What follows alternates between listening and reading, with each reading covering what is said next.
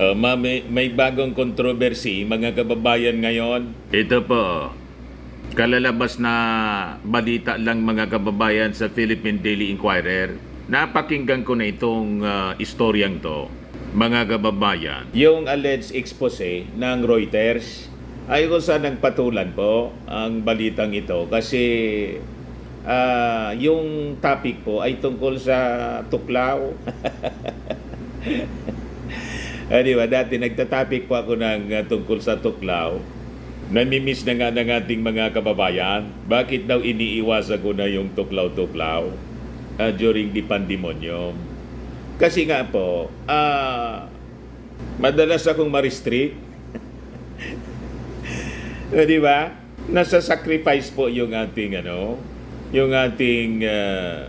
vlogging po. Nalalagay po sa peligro yung channel natin. Kaya iniiwasan ko.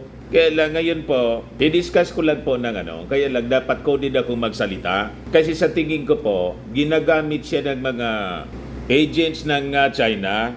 There is an infowars kasi po mga kababayan. War of information, propaganda between America and China involving dito po sa atin sa issue ng West Philippine Sea. So malamang pati itong tuklaw-tuklaw po kasama po sa ginagamit ngayon para sa propaganda war.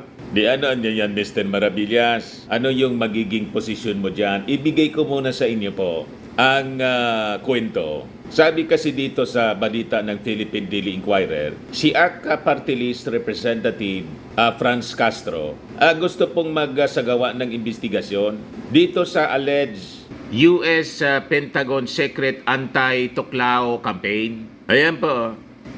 Base po ito sa expose ng pahayagang Reuters. Madaling sabi po, siniraan daw ng Amerika yung tuklaw na made in China noong panahon ng pandemonium. Ito yung gustong paimbestigahan ni ACT Teachers Party List Representative Franz Castro. After Reuters, sabi dyan, published an expose about the purported campaign by the US Pentagon during the height of the pandemonium. And as a result daw mga kababayan sa paninira ng Amerika, based dito sa kwento ng Reuters, marami sa ating mga kababayan, yung targeted po, hindi lang yung Pilipinas, kundi iba pang mga bansa na tinamaan po ng pandemonium. Ang objective daw po ng Amerika, siraan yung tuklaw ng China para walang magamit po, matakot.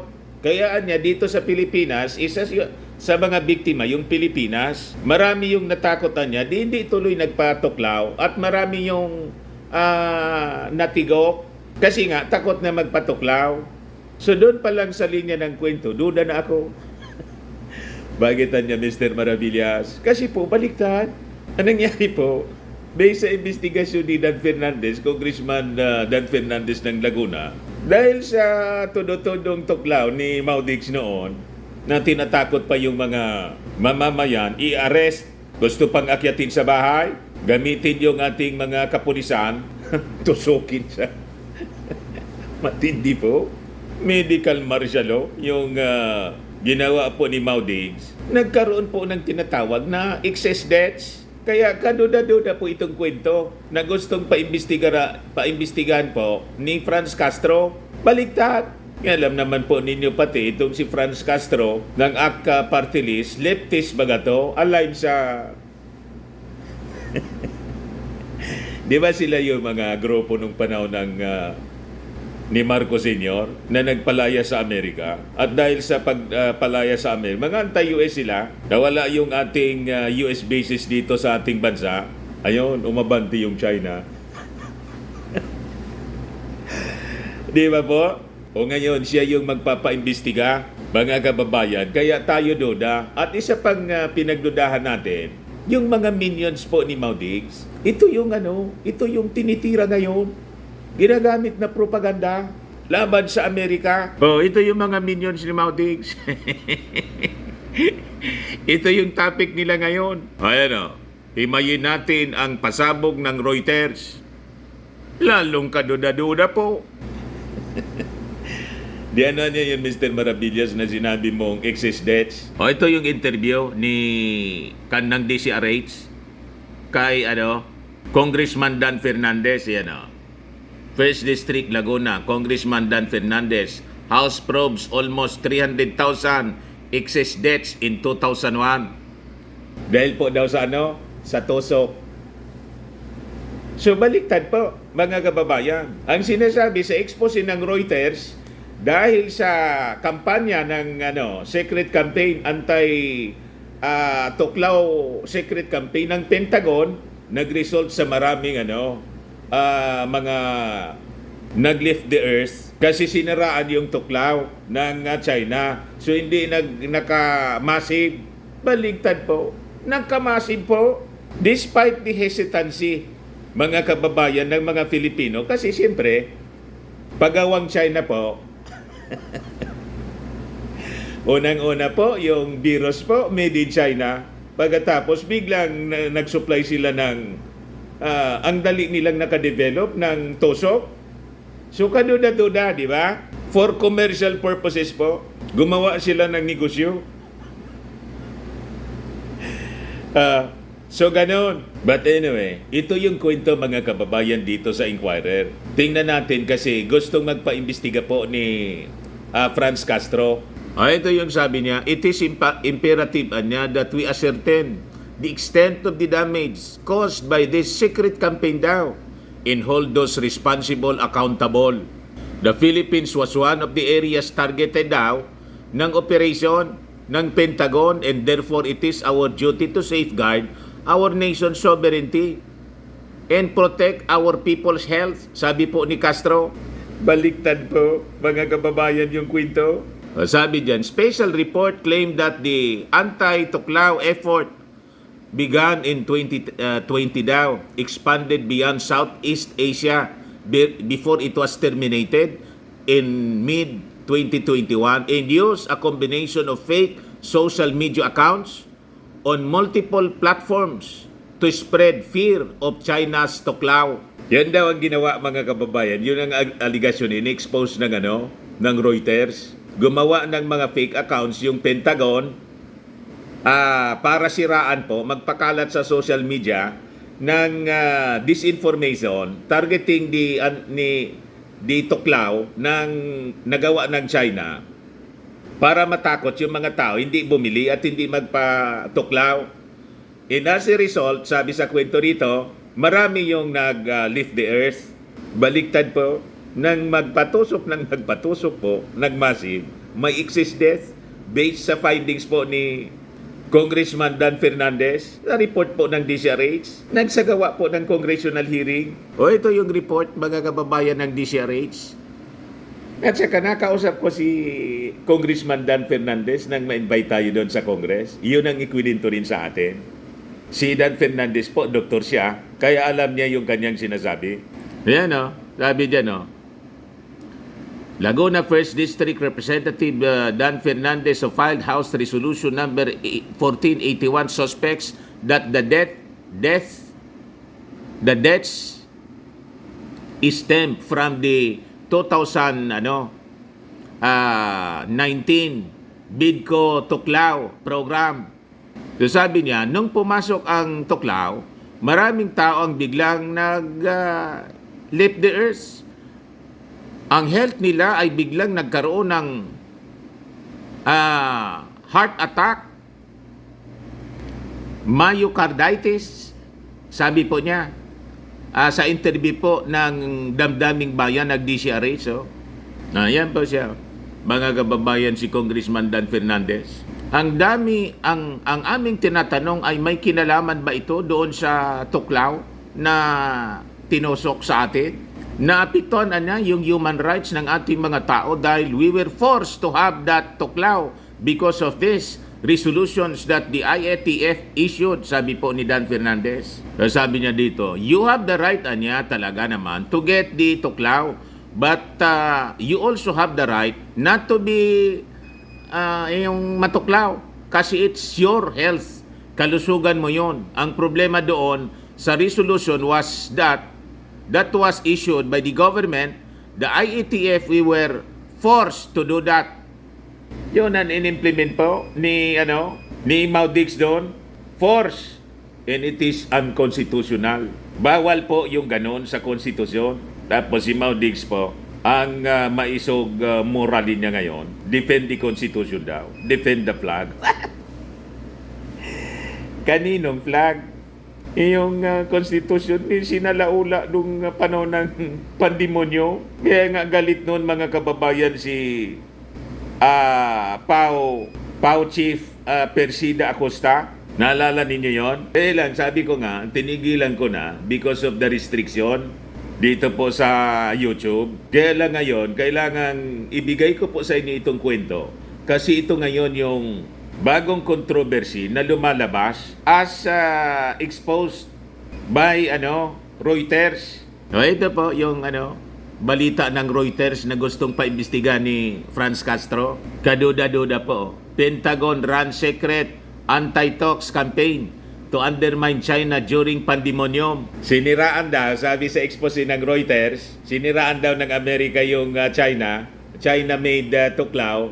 As a result of that, natakot yung mga tao. Hindi lang dito sa Pilipinas, yung mga bansa na tinarget po ng Amerika para siraan yung China. Ayan na niya tuloy. Marami yung natakot na hindi nagpatuklaw. Ayun, marami yung nangamatay. Baliktad po. Yung mga na disgrasya po. Marami akong kakilala po dito. May mga kasama ako sa media, kasama po sa nadisgrasya. May mga doktor diyan sa Maynila po. Kaya lang hindi na, pinabayaan ko na lang po. Mga kababayan, kasi unang-una, ayaw man maniwala yung mga tao sa kwento ko.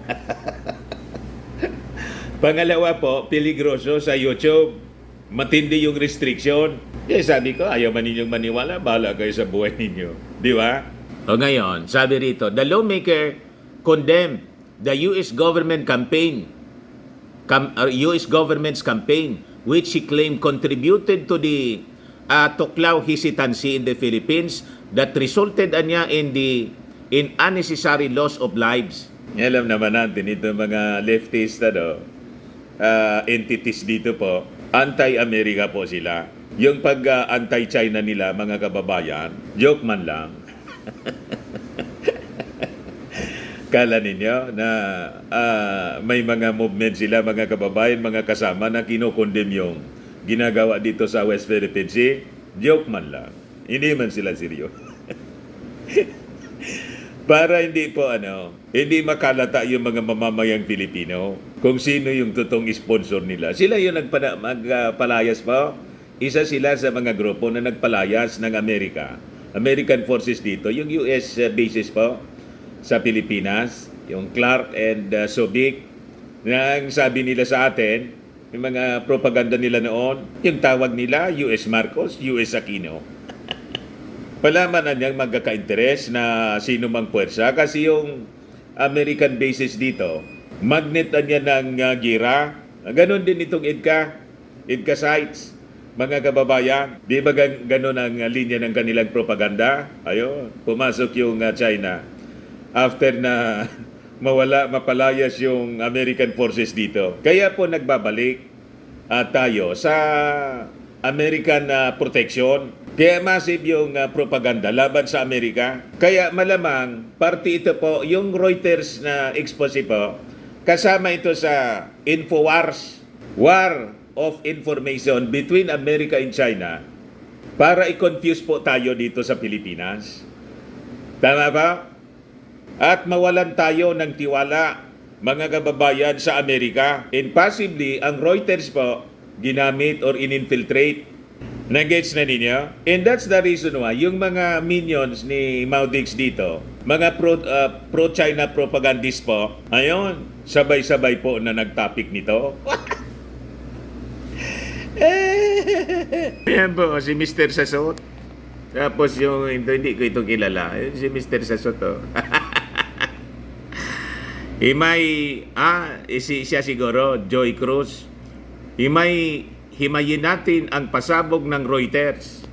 Huwag kami nagaling po sa bibig ng mga taong yan. Kaduda-duda palagi po na laging may signature po ni Xi Jinping. Ganon sila, mga kababayan. Ngayon katotohanan po baliktad, gusto nilang palabasin dahil sa hesitancy. Yan ang sabi sa expose ng Reuters. Kasi siniraan ng Amerika, ng Pentagon, yung tuklaw ng China. Maraming hindi nagpatuklaw. Marami tuloy yung namatay. Baliktad po. Maraming natuklaw. At karamihan sa tuklaw na ginamit ni Mao Diggs, galing sa galing sa China. Nagbarkada po. And as a result po, dumami yung dumami yung nag-goodbye.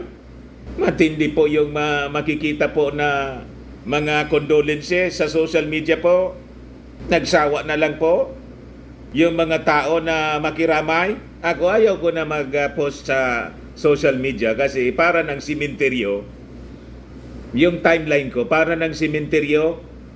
Tama po ang analysis natin. Ngayon po, sabi sa report ng Philippine Statistics Authority, PSA reported that the heart disease caused the most number of deaths in 2021, 155,775 cases po. Ang sumunod, cerebrovascular disease, 85,904 cases. And yung na-identify na kaso ng BIDCO, 79,423. Kaya may excess deaths, mga kababayan, based sa data. And umabot daw ng almost 300,000 yung excess deaths in 2021. Sabi po sa findings ng investigation ni Congressman Dan Fernandez. Kaya lang ngayon nilang aminin po, mga kababayan ng Duhel. Panahon ni Mao Diggs, ayaw nilang aminin. Kasi nang matuklaw, na disgrasya tuloy. Ako wala po akong tuklaw. Buhay pa man ako hanggang ngayon. Si Mrs. ganun din. Kaya nung bawal yung mag-travel, yung mga walang tuklaw, di pirmi lang kami sa bahay. You see, ginawa nilang negosyo po. At hindi lang negosyo. Sabi ng mga experts sa Amerika and Europe, yung mga concerned doctors po, parte ng DPAP, kampanya, mga kababayan, to reduce the DPAP. Hindi ko lang pwedeng sabihin sa inyo ng buong mga kababayan kasi yan na nga po, ma-restrict. So magmasid lang po tayo, mga kababayan dito. Baka ma-confuse kayo. Kaya ngayon pa lang, mga kababayan, sabi ko, kailangan ko itong i-discuss. Lalo't pinag-piesta na po ng mga minions ni Mao Diggs. Itong balita tungkol sa expose daw ng Reuters na yung Pentagon, yung Amerika, referring to America, may secret anti-tuklaw campaign para i-undermine daw yung China during the pandemonium. And as a result, marami yung na-goodbye dito sa ating bansa. Kaduda-duda po ang ganyang narrative. Malamang ang intention po, siraan yung Amerika para po tayo dumistansya, konektado pa rin sa issue ng West Philippine Sea.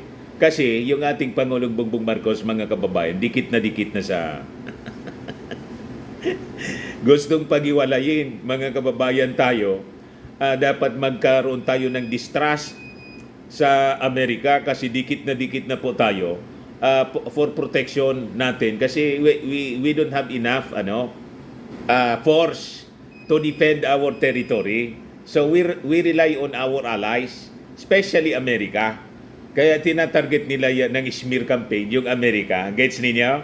And yung mga media organizations po, kahit na itong Reuters po, ang dali niyang i-infiltrate. Tama? So yan man lang mga kababayan, huwag nating bigyan ng pagkakataon ang mga agents po ng China na makapanira po. Basagin natin agad ang kanilang mga propaganda. Mahirap na po. Ako po si Dante Maravillas. Bye-bye. God bless.